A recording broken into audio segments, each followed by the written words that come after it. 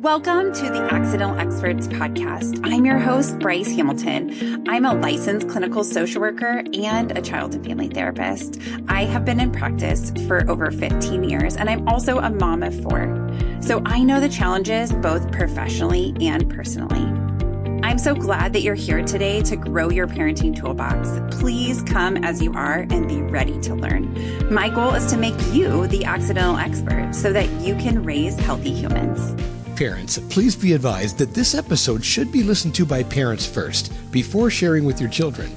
It's best to listen to the sensitive material in this episode first so that you're prepared to help support your children in navigating the conversations we're about to discuss. So if children are in your presence, please listen to this episode at another time.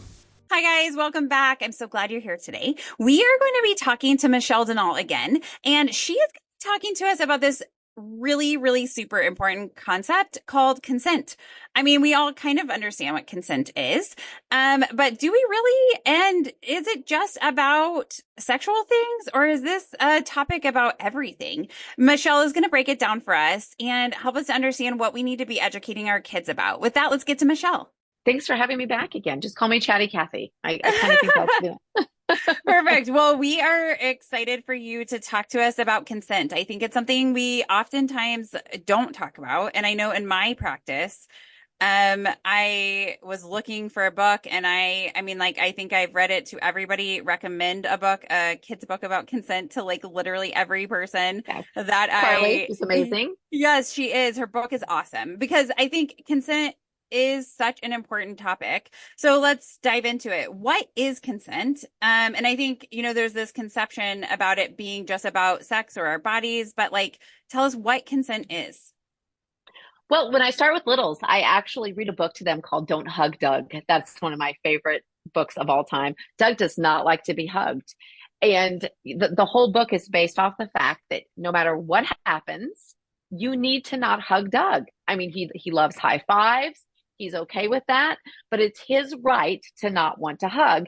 And I love it at the end when they have all those people and the one person says, well, I only like hugs on Tuesdays. And the kids laugh about that because I'm like, he's very specific, only hug them on Tuesdays. Or I only like to be hugged at certain times of the day. And I tell kids, my husband, before he has his coffee, you may not want to hug Mr. Denault, because I've done his students before. But at the end of the day, he may want extra hugs, so it's kind of just instilling in kids that they get the choice to what they're going to consent to and when. I love that book. But I actually even take a book off of their desk and say, should I just come over here and take your things from you? Should I just take your water bottle and take a drink of it? Or should I say, do you mind if I take your book? That's called consent. We have to ask for consent from people when we want something from them. So for especially even at the age of kindergarten, I start breaking that down for them. You don't just take things from people. You ask before you touch people's things, and that includes their body. You ask if you can give them a hug or if they'd rather have a fist bump. Of course, as we get into older kids, consent becomes a little bit more of a different thing. But I think it's important for us to understand that consent just isn't about sex. It's about giving somebody their own personal space and the right to their own personal space. Because we have introverts, we have extroverts, and everybody has the right to their space. I think it's important. Yeah, to have the power to choose. That's such an important part of consent, is just giving your permission or not. I mean, it's bigger than that, but it's your space. It's like you having a choice, right? Yes. Allowing that opportunity to choose. So why do you think it's important for us to talk to our kids about consent? I think it's important for us to talk to them about consent. So should something ever come up for them, they know they have a right to say no. They know that they have a right to, when you do little kids, it's much different than teens and preteens. For littles, I teach them that we say no, we get away fast, and we tell a safe adult. That's what I teach little people. So the very first thing I'm saying to them is they say no, right? So how I do that is I say, if somebody's touching you in a way that you don't like, what are you going to say to them? And I give them the opportunity to run that narrative themselves, what they're going to say. And I've got from stop to step off, sister. I mean, I've got some really good ones before, but it's important because once again, that will help if they ever run into a situation where they could be in an abusive situation. From the age of 5 or 3 to the age of 83, it gives them those boundaries, because if we don't set those boundaries, like I said before, they don't know what those boundaries are. Later on, as they get into their teenage years, it's extremely important that they understand consent in the realm of healthy relationships and not just in boyfriend-girlfriend situations. Mm-hmm. Healthy relationships are just not in situations that are romantic. They are in friendship situations. Totally. Like I have said to kids before, if you go to a party with somebody and they say, if you don't drink, we're not going to be friends with you anymore. Have you consented to that? No, that's coercion, because I'm teaching them about consent. I want kids to understand that they have a right to say no to anything that doesn't serve them in their best interest. And what I try to tell kids is, you were born to belong, not to fit in. And what we need to understand about consent is, if we teach our kids consent and that they have a right to make their own choices and their own decisions about their space in their friendships, their work life, all of those things as they become adults, in their marriages, all of their relationships, when they set those boundaries where people have to ask for their consent, they are more likely to have a life where they belong. And they'll get to be unapologetically themselves, and they'll make the right choices for their lives.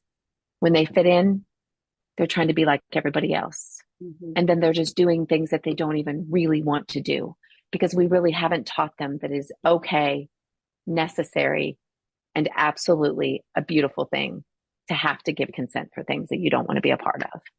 Mm-hmm. And enthusiastically saying yes to the things you do. Yes. Right? I teach fries. Have you ever heard of that before? No, it's tell me. Called fries. So consent is we do it called fries. And I always tell kids that now they'll never forget me when they go through the drive-thru at McDonald's. So the F stands for freely given.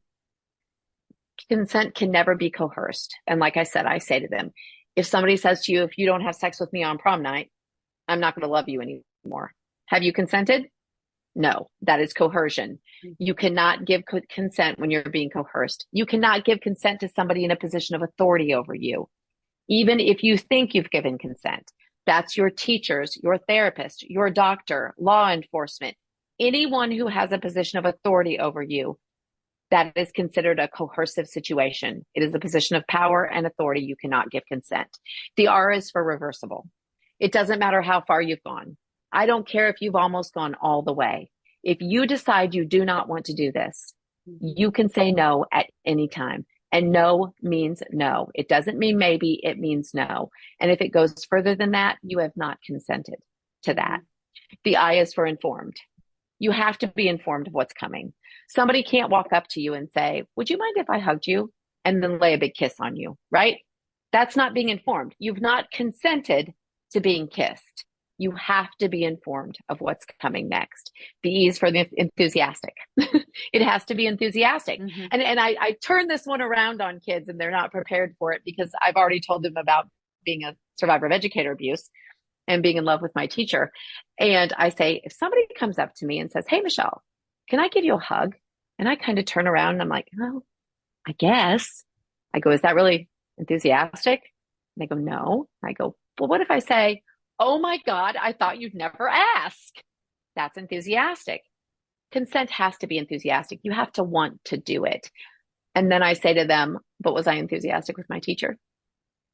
And they all go, yeah. I go, yes, I absolutely was. I liked being with him. I wanted to be with him. I didn't think he was hurting me. I go, that circles back to, just because you may think that you wanted it and you think you consented, that circles back to, you now know you cannot give consent to somebody in a position of authority. We go back up to the first one.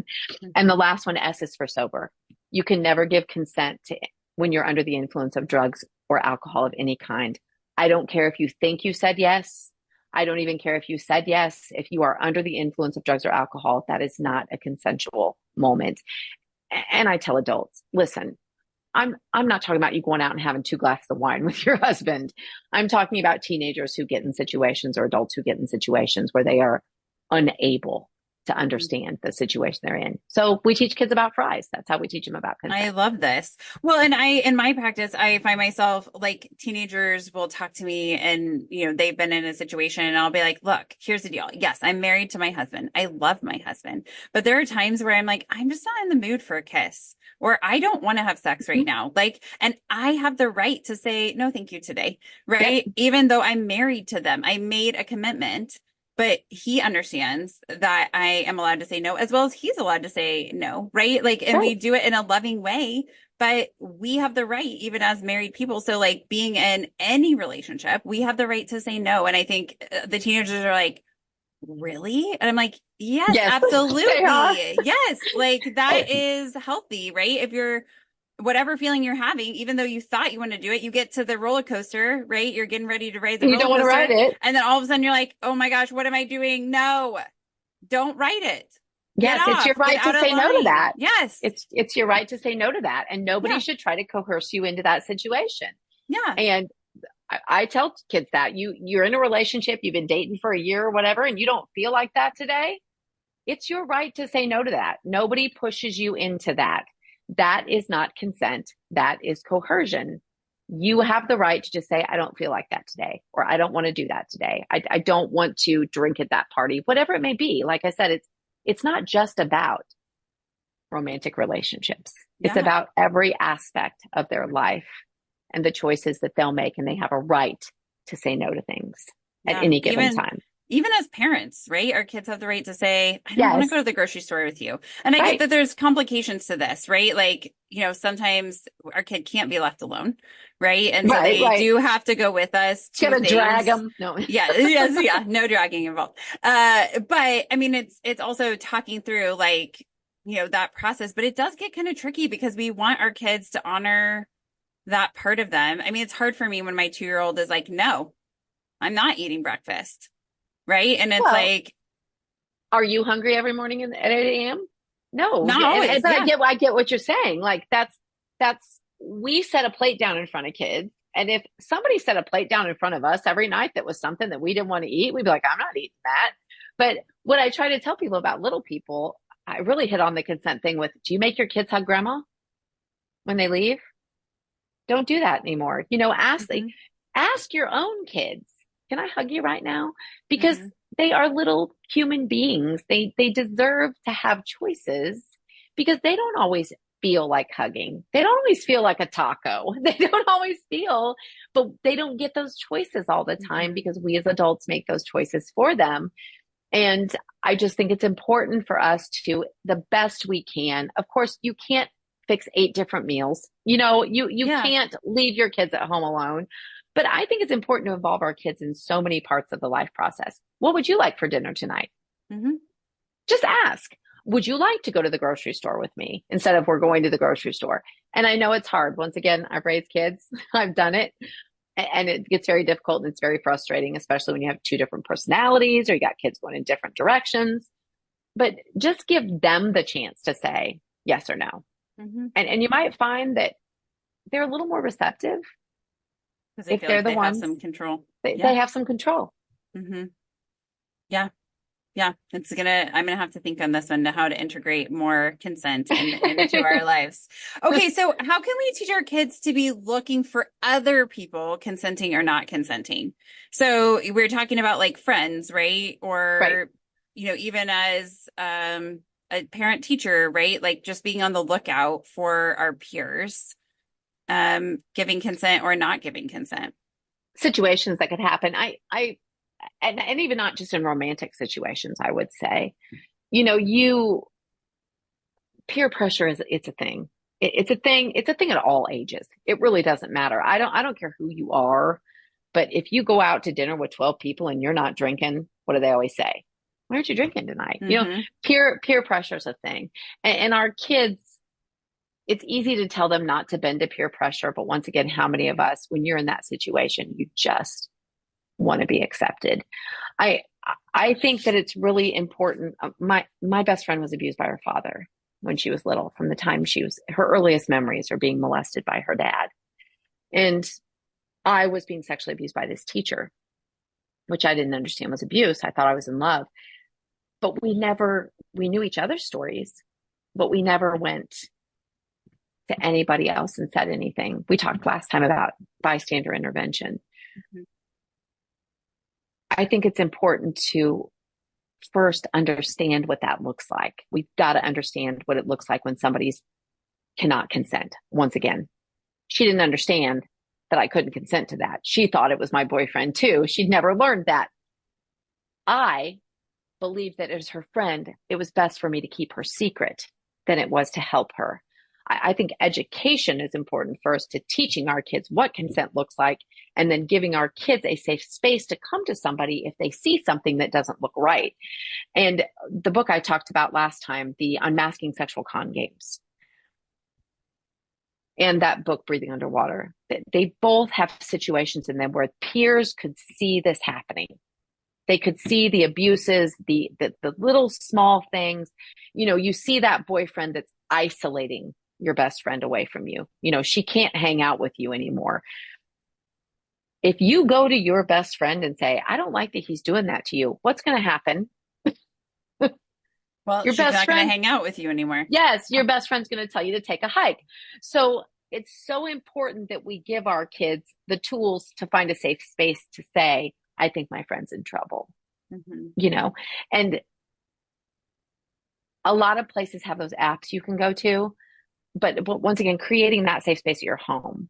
Why didn't I go to my mom and say, Marsha's dad's doing this to her? I'm not saying my parents did anything wrong at the time. I'm not sure if they knew how to do that, but I'm saying we need to create that space for our kids where they can say, I think I have a friend who's in trouble, or create that place at our school, or create that hotline where a kid can say, I think I have a friend in trouble. I think that there's a lot of components that have to go into helping our kids figure that out. I really do. I think it's a step-by-step process. Education, letting them know they have a safe space to go, setting that safe space into place, and letting them know what it is. Yeah. Okay. So, I mean, you clearly conveyed why it's so important to have these conversations, because it is, you know, we have a lot of demands on our time as parents. And so we are pulled in lots of different directions with our kids. How often should we be making time to have these conversations about consent? Well, you know, I actually, one of the risk factors for child sex abuse is stressful home life. And I laugh about that one too, because I have a cartoon on there that says, you as poor, you as tired, you as a parent. And it's true. You got more than one kid, you're going 20 different directions. It's really hard. How many days do people go through the drive-through McDonald's? Because, you know, easy. That's all you got. I mean, yeah. you just don't have time. Families aren't sitting down anymore and having dinner because they're running to sports. They're doing this, they're doing that. I would say to carve out some time once a week to find 15 minutes to just sit down with your kid and to ask them if they want to talk about anything. We used to do this when I had kids, even when we were running and we were in the car. This was my favorite thing to do with my children. Tell me something good that happened to you today, and tell me something bad that happened to you today.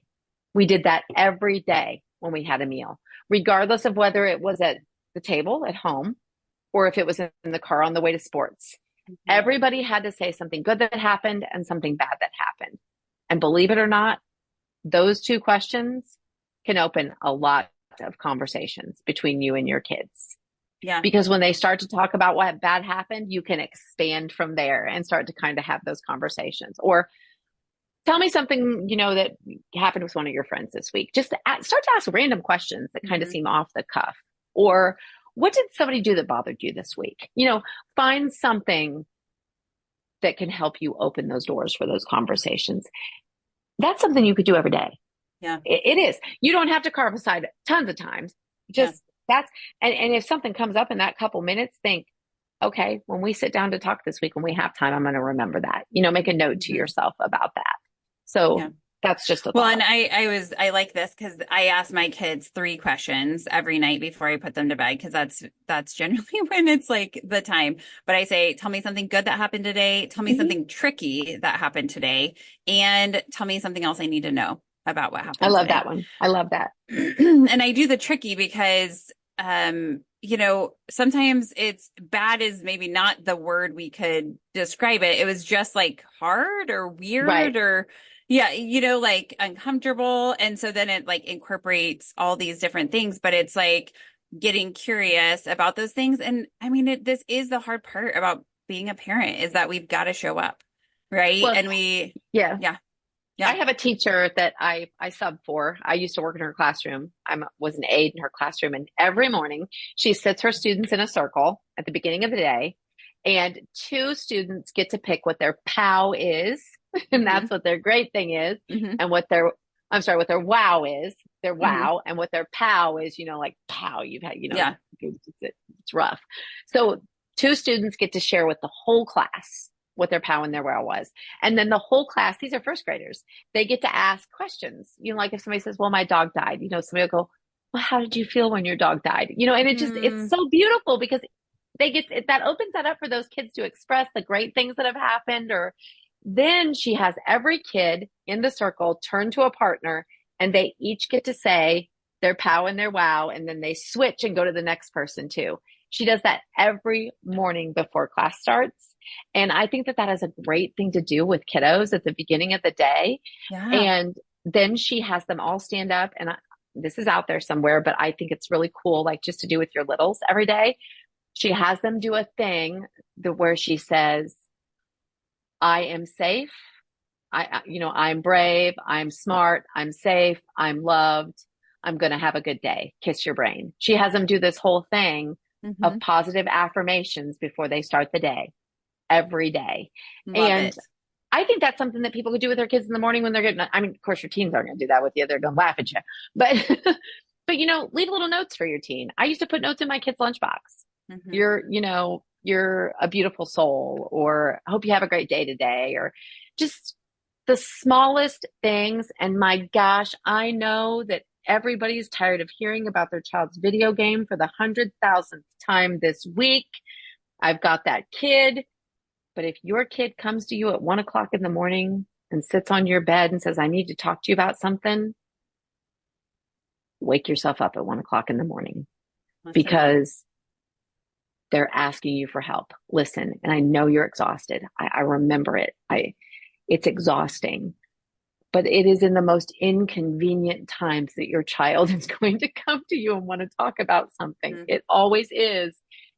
And I don't ever want anybody to regret not making space. Yeah. So that makes me think of last night. My 2-year-old woke up in the middle of the night. It was like 1 o'clock in the morning. I was very disoriented. I went into his room and he was like, hold me, hold me. And it's like, the thing I want to do is be like, be quiet, go to sleep. I mean, because I want to go to sleep, right? But I was like, okay. So I got him out. I rocked him in the chair. I told him how much I loved him. I put him back in his bed. And then he said, I need water. And I mean, like, I was like, ugh, right. But I was like, okay. So I went and got my water. And then he's like, I don't want your water. I want my water. And I'm like, okay, could you make an exception and drink mommy's water, please? Then he did. But I was like thinking the whole time, I'm like, you chose me. Like, Right. you called for me. Right. And Right. I think those are the things where I really try to be thankful, even in those times where it's hard and you're like, I have this need as a grown up, right? I'm Yes. tired. I want to Yes. I'm relax. exhausted. I whatever. But like our kids need those times. And that's how I think that we open up these conversations is Yes. about Because they're looking being for that. available. Yes. Yes. They're looking, as I tell people when I train, kids see our self-care, and it's important to have self-care. Don't get me wrong, but kids are in the ego stage of their life. So Mhm. they see our self-care as selfishness of the time that we're not willing to spend with them, because that's the stage of life they're in. They're not Sure. being jerks or anything. And sometimes it's in those moments they're testing that. Their kids will test whether you're going to be available for them or not. And I really want to share this briefly as a mom to say that one of the hardest moments on my mom journey was my 25-year-old was, he had two parents, showed up at everything. Mom was stay-at-home mom. He did homework with him every night. A lawnmower parent, as I told you earlier, I clear the path, which I shouldn't have done, but just, he had all the things. He had a mom that was there and present. But his desire to fit in with his peers led him to consenting to do marijuana with his peers. And that led to cocaine. And when he was 20 years old, he found himself in an incredibly bad situation and very desperate. And that was, a little over 4 years ago. And I found myself sitting in my kitchen with my child telling me that he was going to take his life, that there was nothing I could do. And when your child tells you that, you don't let them go to the bathroom alone. Your time becomes very much less important than it has before when you've not wanted to carve out time. And I know that it's hard for us to carve out time, but there's another woman I've seen speak, Ann Moss Rogers, who lost her son to suicide after a heroin addiction. And she said his last day, he kept calling her, and finally she quit answering the phone. And that's not her fault. But a lot of the times it's hard for us to carve out times for our kids, and it can turn out to be tragic. They're looking for how much we're willing to give them time, not because they're being jerks, but because they're in the stage of their life they don't understand anything different. And I wish I would have carved out more time. And maybe my son wouldn't have been sitting at my table like that. He's clean, by the way. He's been clean for 4 years. Extremely proud of him, and he's doing well. But there's a lot of regrets I have in my parenting, and one of those is carving out that time and opening up those conversations. Because once again, consent and the choices our children make are not just about sex. They're not just about abuse. They're about their life and what they're going to do with it. Find the 5 minutes. As a mom who's almost lost her child, find a 5 minutes. Yeah. Wow, that's powerful. Thank you for sharing that with us. And also talking to us about consent. This is such an important topic, and you've done such a great job at giving us a full perspective of what it is, how important it is, and why to include it in our child's lives and our own, right? Like recognizing our own consent. Own life. Yes. Yes. Thank you so much for being here today, Michelle. Thank you for having me. I appreciate it. Thank you again, Michelle, for being with us today. Talking about consent has been so enlightening. I know that this is something that I talk to my kids about and kids in my practice about, but this is a topic that we need to be talking about as parents to every kid, and administrators to every kid, and families to every kid, right? To be able to understand consent so that when we are not giving consent, we know that we haven't given consent and we can stand up and say no. And in order to be able to do that, we have to be prepared. So I imagine that families are going to listen to this conversation several times because there's so much good information, but we will have tons of resources in our show notes. So check those out. Follow us on Facebook and Instagram and YouTube, and also keep the emails coming with your requests and thoughts. accidentalexperts@gmail.com. Have a fantastic day. Some words from our legal team. The information presented in this podcast is not intended or implied to be a substitute for appropriate professional advice, diagnosis, or treatment. All content, including text, graphics, images, and information contained on or available through this podcast, is for general information purposes only. This podcast makes no representations and assumes no responsibility for the accuracy or information on or available through this podcast, and such information is subject to change without notice. You are encouraged to confirm any information obtained through this program with other sources and review all information regarding any condition or treatment with the appropriate professionals. What we're saying is, yes, I am a real therapist, but I'm not your therapist.